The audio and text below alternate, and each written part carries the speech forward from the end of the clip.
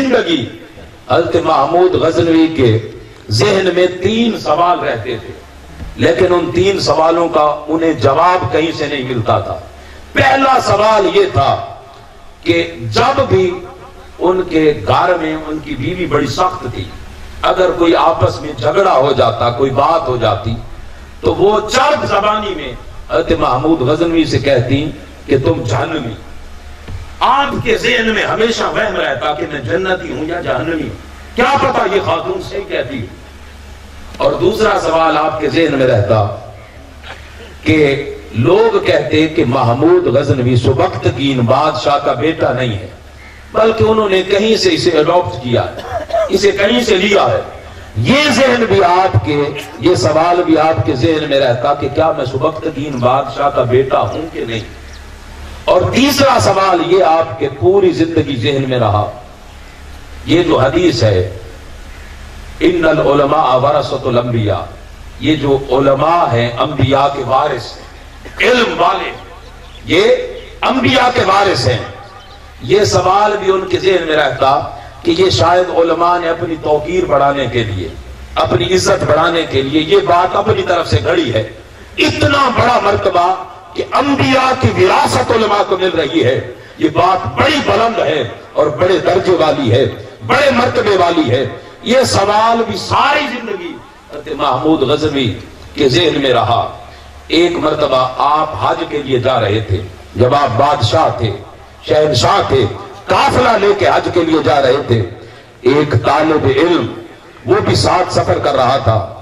راستے میں جس قافلے کو لے کے آپ جا رہے تھے، اس قافلے کے ساتھ ایک طالب علم دین کا تھا۔ محترم قبلہ مفتی صاحب کو اپنی اس محفل میں خوش آمدید کہتے ہیں۔ ویلکم، ماشاءاللہ، خوش آمدید۔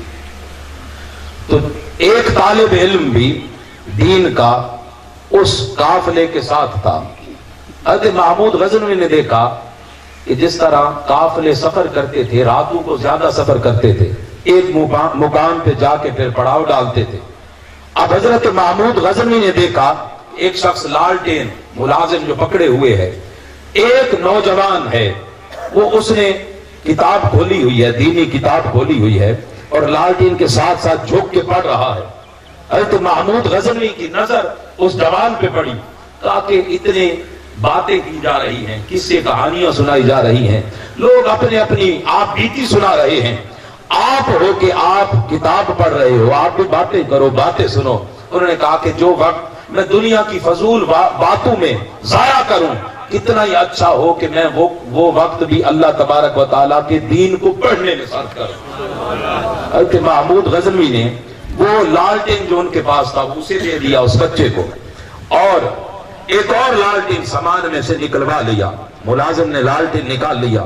اب اتنی خدمت کی تھی ایک طالب علم کی حضرت محمود غزنوی نے، جس مقام پہ جا کے پڑاؤ کیا، لیٹے، نیند آئی، بس ادھر نیند آئی ادھر نصیب جاگ گئے، محمد مصطفیٰ نے دیدار کرایا، حضور نے دیدار کرایا۔ اور محمود غزنوی پوری زندگی جو 3 سوال ان کے ذہن میں تھے، حضور نے ایک جملے میں ان 3 سوالوں کا جواب عطا فرما دیا۔ فرمایا اے سبکتگین کے بیٹے، تو نے نبی کے وارث کی خدمت کی ہے، میں محمد تجھے جنت کی بشارت دیتا ہوں۔